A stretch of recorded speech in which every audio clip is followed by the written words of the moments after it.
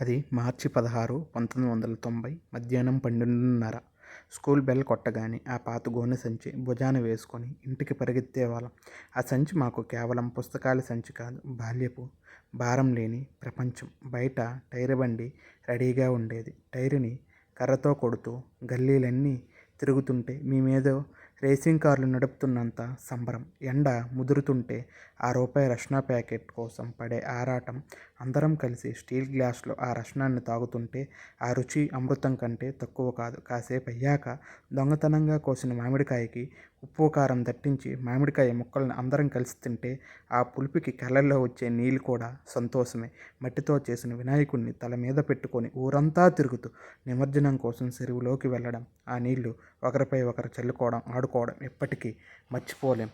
చివరగా ఆ పెద్ద మర్రి చెట్టు కింద చేరి మోకాలు చిరిగేలా గోళీలాట ఆడుతుంటే చీకటి పడినా ఇంటికి వెళ్ళాలనిపించేది కాదు. ఆ రోజులే వేరు, ఆ మట్టి వాసనే వేరు.